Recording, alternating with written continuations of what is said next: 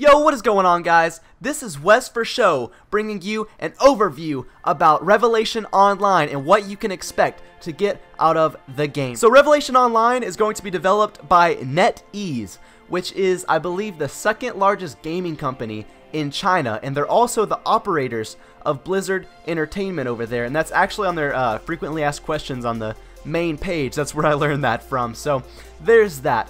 Now, one thing is, it is published by My.com, and that is kind of a little sketchy for a lot of MMO players because apparently they have a past about meddling with things and making certain games pay to win, and there's a lot of up in the air stuff about that. So a lot of people are kind of on the fence about My.com mishandling the game, but so far, from what they have talked about and how it is represented in China, everything seems as good as promised, and everything seems to really be falling into place just like the players are wanting and the community is asking for. They're seeming to answer our requests, and that's pretty interesting. So we're going to talk a little bit about the world of Nuenar.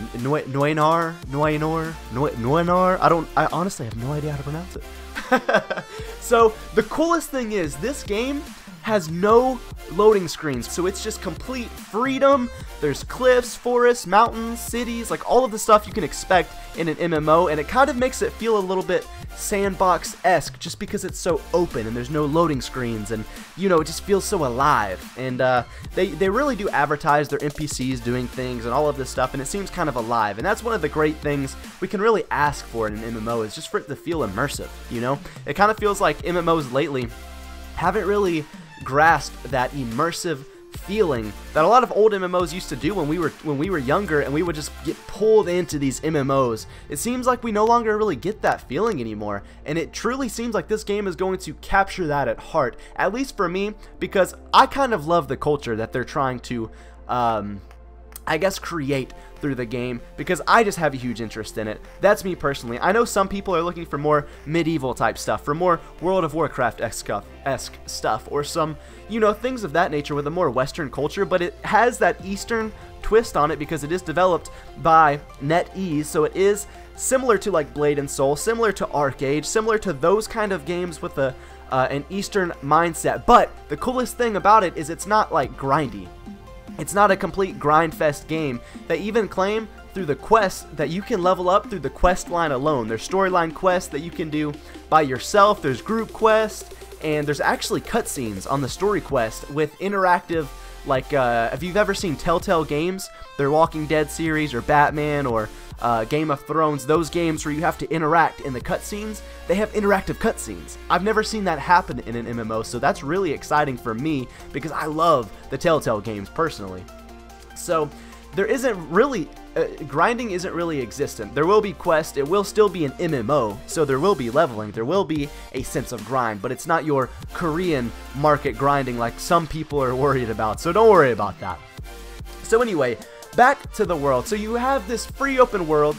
You have wings. You eventually, like level 29, you get to sprout your wings, which you get to experiment with them before that, but you officially get to wield them at level 29. Can you wield wings? That doesn't really make sense, but that's besides the point. In addition to your wings, there are also mounts in the game, so it's not just sprinting, it's not just flying with your wings, but you can even fly on mounts and you can ride on mounts, but I believe they're set at the same speed. I don't know if in-game that'll change and the mounts become faster. I've been told there's a mount that can seat 8 people and it flies, and there's all kinds of interesting stuff in the mount department. So you can start flying, and I think it's unlimited. You have like a sprint charger where you can fly faster and do all this cool stuff, but flying is unlimited. You can fly anywhere, and there's also air combat, so you can attack while you're flying, which really reminds me of Ion, and I had a lot of good times and memories and nostalgia with Ion, just doing air PvP at low levels because it was so much fun.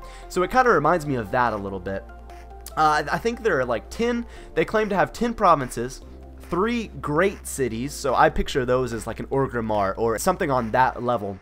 And there's 7 strongholds that you can take over and capture and things like that. One of those is in the air, so you have to fly to it, and one of those is underwater. And I'm sure they will build upon those in the future, most likely. I have no idea. But there's 7 strongholds as well.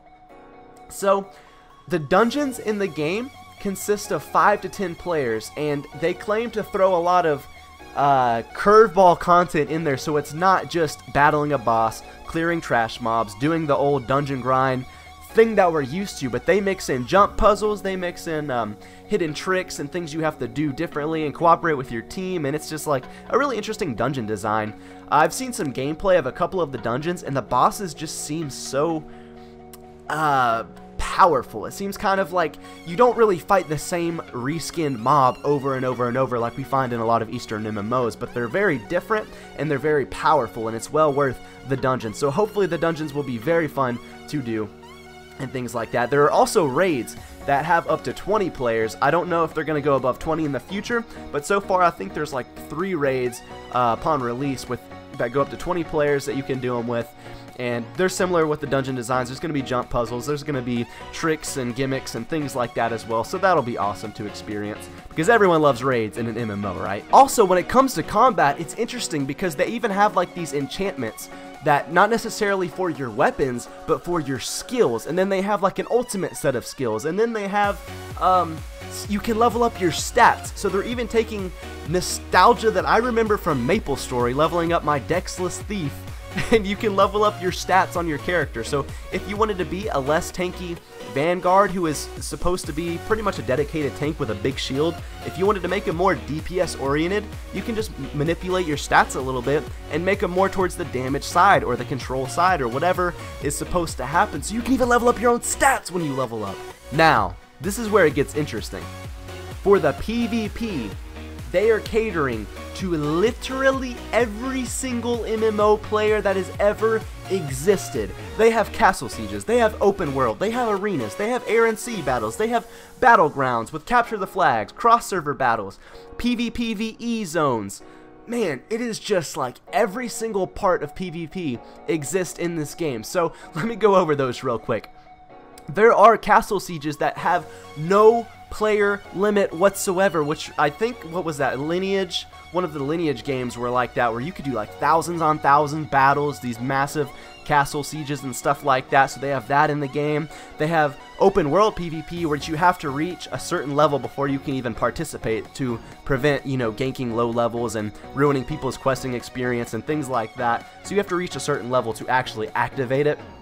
And there are some consequences if you start trying to gank people and they don't fight back. You get a debuff, and if you die, you actually drop one of your items that you have in your inventory or you have equipped or something like that. You drop an item if you die with that debuff trying to gank and troll and harass other players if you don't do the quest to get rid of that debuff or you don't wait it out. So that's interesting. There are arenas, 3v3 and things like that, 5v5. There's arenas just similar to World of Warcraft, similar to WildStar, games like that with arena content. There's air and sea battles, which reminds me of both Ion and Guild Wars 2, even though I'm not a big fan of Guild Wars 2 underwater combat because it was really a very simple system. But there is going to be underwater combat, and I believe the skill set is supposed to be different, so you get a whole new set of skills underwater, which is very, very similar to Guild Wars 2, learning a whole new set of skills when you go underwater to fight and things like that. Which, having a stronghold dedicated solely to underwater gameplay means they're probably going to invest a lot of time in building that system, which gives me high hopes, but truly I have no idea about that aspect of the game yet. There are also battlegrounds, so it's not just going to be your classic ownage deathmatch battlegrounds, but they're going to have capture the flag, they have like a King of the Hill or something kind of system. They have pretty much all your different styles of battlegrounds. I think they even have like a MOBA mode where you have to like take other players' resources, and it's something like that.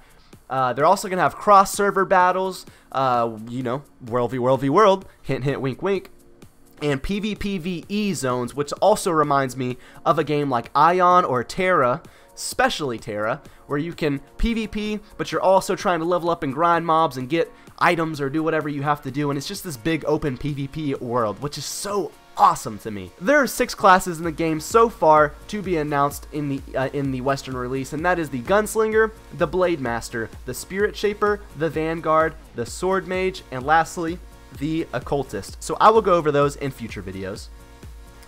And last but not least, the control system of the game, the control schemes. They have 3 different options you can pick from, so they're catering to every single aspect of the MMO community, really, because it has action combat. Besides, even if you want to do tab targeting, even if you want to play with your mouse or whatever, it is action combat, but you can choose between tab target, or you can choose between free flow, like mouse Terra style action combat, or you can even do click and point, but I really don't know what that's going to get you. But they have different options, so if you want to play tab target style, or if you want to play action combat style, you can do both. So obviously, I think it will depend on what class you're playing, which one's really going to benefit you. Some people have been saying that as a melee class, it's easier to play the action style, whereas if you're a healer, you might want to be tab target because you can select your targets to heal them and things like that, which I would completely agree. It makes sense. All in all, I am truly excited for this game because they're bringing in the single greatest aspect of every MMO that has really existed to this point, and that excites me because they're taking in, you know, you have castle sieges, you have underwater combat from Guild Wars 2, you have open world PvP from like every MMO ever that's done well with open world PvP, you have arenas, you see how World of Warcraft has handled arenas. You have air and sea combat, you can grow wings and play like Ion with the soundtrack and the immersive game feel like Ion had. The action combat like Terra, and the overall character races kind of are a lot similar to Terra and Ion and games like that. They're still a more Eastern feel, but they're not so anime to where it's not realistic. It's a more realistic feel than it is cartoony and anime-esque or whatever, kawaii you want to call it. So, you know, they have battlegrounds and things like that. They have raids, they have dungeons.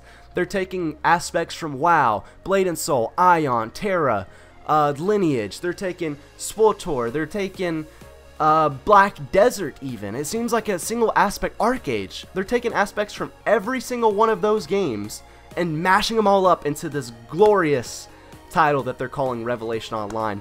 Honestly, I haven't played it yet. I'm signed up for the closed beta whenever that is released in the Western side of things. I haven't played the Chinese edition of the game. A lot of people are making content with the Chinese gameplay and they're commentating over it. I don't know if I'm going to do that yet. So this has really just been an overview for the game Revelation Online. I hope you guys enjoyed it. Leave a like, leave a comment, and I hope you guys will look forward to future Revelation Online content from my channel, because I will be reviewing and going over a lot of the systems and things that have to do with the game before it ever comes out. I'll be doing some live streams probably and a lot of gaming content, so look forward to that. Hope you guys have a wonderful day. Stay awesome. This is Wes for Show, and I am signing out, guys. Peace.